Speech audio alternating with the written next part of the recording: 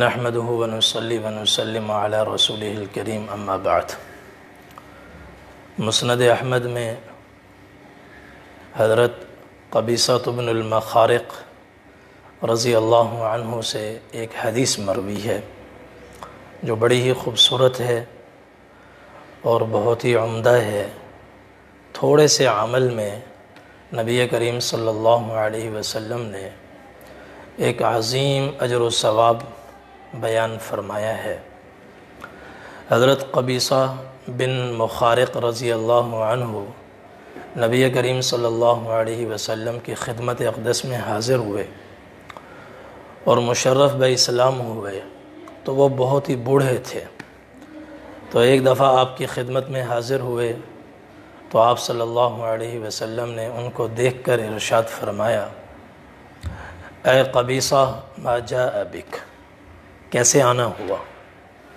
انہوں نے عرض کیا، اے اللہ کے رسول، کبیرت سنی ورق عظمی، اللہ کے رسول بوڑھا ہو گیا ہوں، عمر بہت ہی بڑھ گئی ہے اور ہڈیاں میری کمزور پڑ گئی ہیں، جوانوں والے کام مجھ سے نہیں ہوتے، کمزور آدمی ہوں، بوڑھا ہوں، تو جوانی کی ہمت، نوجوانوں جیسی ہمت میرے اندر نہیں ہے، تو آپ مجھے کچھ ایسا ارشاد فرمائیں، اتیتک لتعلمنی مما ینفعنی اللہ بہ، کچھ ایسا ارشاد فرما دیں کہ میں نوجوانوں سے زیادہ پیچھے نہ رہ جاؤں، بڑھاپے کے باوجود اللہ تعالیٰ مجھے خوب سے خوب اجر و ثواب عطا فرمائیں، تو جنت میں بھی نوجوانوں کے شانہ بشانہ ہوں، کمزوری میں بھی۔ تو نبی کریم صلی اللہ علیہ وسلم ان کی طلب کو سن کر بڑے خوش ہوئے اور آپ صلی اللہ علیہ وسلم نے ارشاد فرمایا، اے قبیصہ،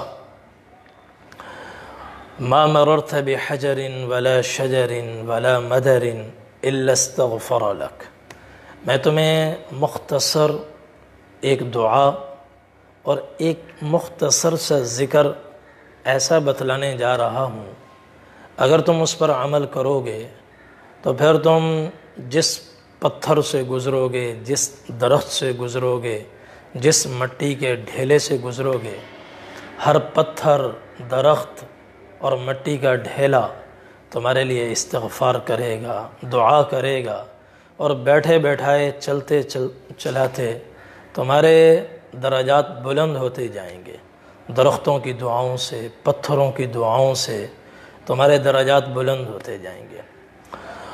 تو وہ عمل اور وہ مختصر ذکر کیا ہے؟ پھر آپ صلی اللہ علیہ وسلم نے بیان فرمایا، یا قبیصہ اذا صلیت الفجر فقل ثلاثا سبحان اللہ العظیم وبحمدہ، اے قبیصہ، جب فجر کی نماز پڑھ چکو تو زیادہ نہیں، صرف 3 مرتبہ یہ چھوٹا سا کلمہ، چھوٹا سا ذکر پڑھو، سبحان اللہ العظیم وبحمدہ، سبحان اللہ العظیم وبحمدہ، سبحان اللہ العظیم وبحمدہ، 3 مرتبہ۔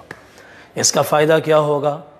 تعامى من العمى، تعافى من العمى والجذام والفالج، 3 سنگین بیماریوں سے اللہ تعالیٰ ہمیشہ کے لیے تمہیں عافیت میں رکھیں گے اور چھٹکارا عطا فرمائیں گے۔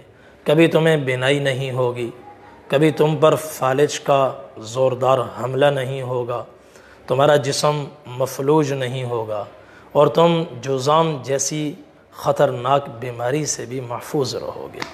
کتنا مختصر کلمہ ہے، سبحان اللہ العظیم وبحمدہ، 1 منٹ بھی پورا نہیں لگتا اگر آدمی اطمینان سے پڑھے۔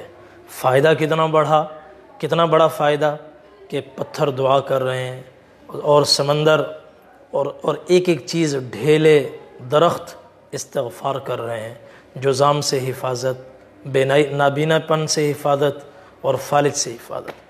اور پھر نبی کریم صلی اللہ علیہ وسلم نے ایک مختصر سی دعا سکھلائی جس سے یہ سارے فوائد جمع ہوتے ہیں، اور اس میں 4 مختصر کلمات ہیں۔ آپ نے فرمایا، یا قبیصہ قل اللہم انی اسألک مما عندک وافض علی من فضلک وانشر علی رحمتک وانزل علی برکاتک۔ اے اللہ، آپ کے پاس جو کچھ ہے، آپ کے پاس جنت میں، جنت کی جتنی نعمتیں ہیں وہ سب مجھے عطا فرما، اور اپنے فضل کی بارش، کرم کی بارش میرے اوپر فرما۔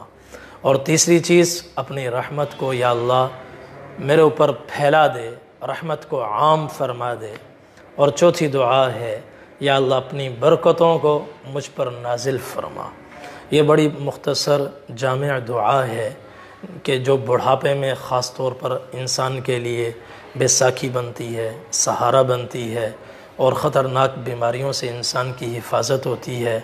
اور نوجوان جہاد کرتے ہیں، تبلیغ کرتے ہیں، راتوں کو اٹھ کر نمازیں پڑھتے ہیں، خیر کے بے شمار کام کرتے ہیں، جن کے لیے ہمت چاہیے ہوتی ہے، توانائی چاہیے ہوتی ہے۔ بوڑھا آدمی یہ سارے کام نہیں کر سکتا ہمت نہ ہونے کی وجہ سے، ضعف کی وجہ سے، تو اس کے لیے نبی کریم صلی اللہ علیہ وسلم نے ایسا مبارک عمل ارشاد فرمایا جس پر میرے خیال میں 2 منٹ بھی صرف نہیں ہوتے، مگر اس کے فوائد بے حد اور بے حساب ہیں۔